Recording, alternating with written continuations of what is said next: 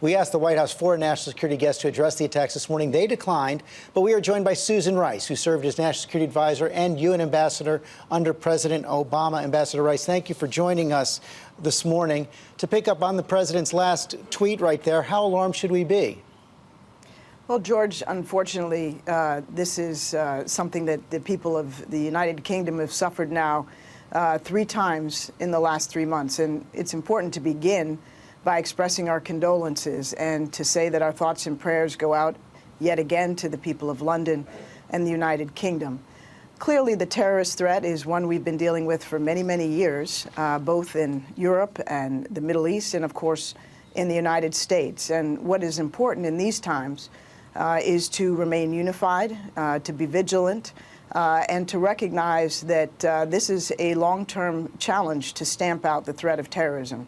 We are battling ISIS in Syria and Iraq, al-Qaeda and ISIS in Afghanistan, and we see elements of the terrorist threat in all parts of the world, from Africa to the Middle East to Southeast Asia. We need to remain very focused on dealing with that threat, but at the same time, we need to recognize that there will be homegrown extremists in all of our countries, and there is no easy way to predict and defeat every single one of them. And so we have to strengthen our intelligence, our law enforcement, and work together with critical partners like the United Kingdom. You heard the president say that travel ban would bring an extra level of safety. Your response? Well, George, there's really no evidence to suggest that by banning Muslims or banning Muslims from a particular set of 6 countries, that we would make ourselves here in the United States safer. And that's, I believe, one of the major reasons why the courts thus far have been very skeptical of the travel ban. Moreover, I think there's a very real risk that by stigmatizing and isolating Muslims from particular countries and Muslims in general, that we alienate the very communities here in the United States whose cooperation we most need to detect and prevent these homegrown extremists from being able to carry out attacks.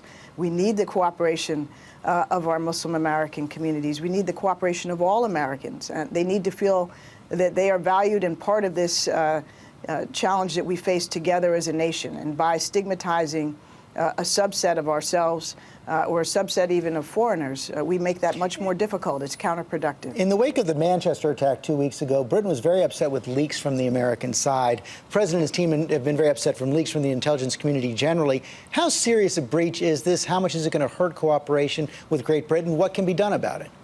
Well, these leaks are very concerning. We are able to work so closely and effectively with partners like the United Kingdom because they trust us and we trust them. And we are able to share, for the most part, without concern that leaks will find their way into the public domain at a time that compromises the progress of an investigation or our shared ability to go after the threat. So this is very concerning. I think Prime Minister May was correct to express her concern to the president. The president was correct to express his outrage at this, and it's incumbent upon the administration as well as our state and local law enforcement to hold carefully and closely confidential classified information. More broadly on the president's foreign policy, you had a tough critique in the New York Times yesterday, and one of the things you wrote is that Russia has been a big winner under President Trump. How so? Well, George, the United States has been the leader of the world because the world trusts and respects us, because we have an unprecedented network of alliances with close partners that work with us, whether it's to defeat ISIS, whether it's to deal with a threat of an Iranian nuclear weapon, or to go after challenges of a new sort like pandemic, disease, or climate change. We need these partners.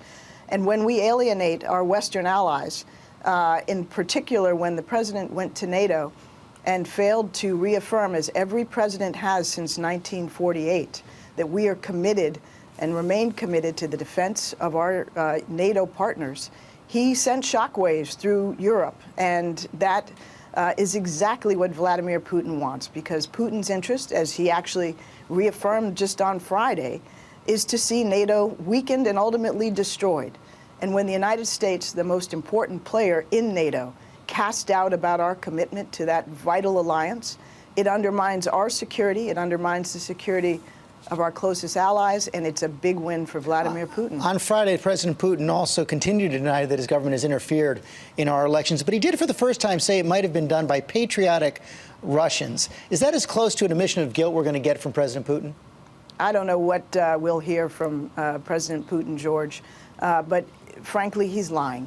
The reality is, as all of our intelligence agencies have come together to affirm with high confidence, the Russian government at the highest levels was behind the very unprecedented effort to meddle in our 2016 presidential election. And we need to understand exactly how and why that happened, and whether or not there's any evidence to suggest that there were those on the American side who facilitated that meddling. With the benefit of hindsight, should President Obama and your team done more to blow the whistle on this Russian interference earlier in the campaign? Well, George, we did blow the whistle as soon as we had a unified assessment from the intelligence agencies about the Russian role. And on October 7th, the Director of National Intelligence with the Secretary of Homeland Security put out an unprecedented statement, very, very plain, saying to the American people, this interference is happening, and it's happening at the direction of the highest levels of the Russian government. I think what's unfortunate is that that very important warning got lost in the coverage of other events that transpired. It was indeed later the very same day that the Access Hollywood videotape came out. More WikiLeaks came out. And so I think that it didn't get the attention that it deserved. But we worked also very closely with our 50 states to ensure that they were aware of the threat and took all the necessary precautions to protect the integrity of our voting system and our voter registration rolls. So I think we did what we needed to do. And I think it's regrettable that other issues clouded the focus on that very important statement. After the election, President Obama also sanctioned the Russians, took back those compounds in Maryland and Long Island. Some talk now that the State Department of the Trump administration considering reversing that. Good idea? No, George, not a good idea. Let's be clear. Russia is an adversary. Russia not only has invaded a sovereign country and annexed part of it in Ukraine and Crimea. It's not only in cahoots with a regime in Syria that uses chemical weapons. It has interfered directly and deliberately at the direction of the highest levels of its government in our democratic process. That is a threat to the integrity of our democracy. That's a threat to our country on a bipartisan basis, and we need to hold Russia accountable. President Obama rightly imposed strong sanctions in December for the election meddling. Those sanctions should remain because Russia hasn't changed its behavior. It's just denied and obfuscated and continued to behave badly. So there's no reason to ease the sanctions. Indeed, I think, as some in Congress have suggested, it's time to consider strengthening sanctions. Would it have been appropriate for Jared Kushner to have a back channel during the transition? Your successor, General McMaster, has suggested there's nothing wrong with it. Well, George, I think these reports, if accurate, are concerning, not just because of communication between the Trump transition and the Russian government. And we do have communications between transition teams and foreign governments, rarely with adversaries like the Russians, and rarely with the frequency that we've seen. But what I found most concerning about that report, which if true, is that Jared Kushner suggested to the Russian ambassador that they communicate using Russian communications in a Russian diplomatic facility to hide their conversation from the United States government. That's extraordinary, if not mind-boggling, from the point of view of a national security professional. I've worked in this field for 25 years, and I have never heard of such a thing. The United States, and from one administration to the next, has one government, one president at a time. And we worked very hard to do a professional and effective handoff, a seamless one.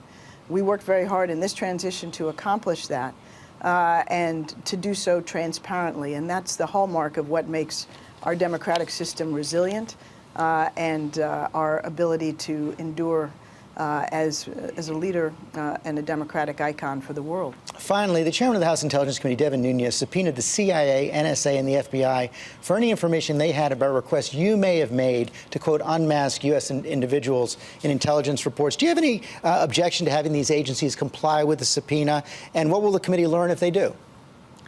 I don't have, of course, any objection to the agencies being responsive to congressional oversight. That's what they are expected to do. And this, I think, is a question now between the House Intelligence Committee and the agencies.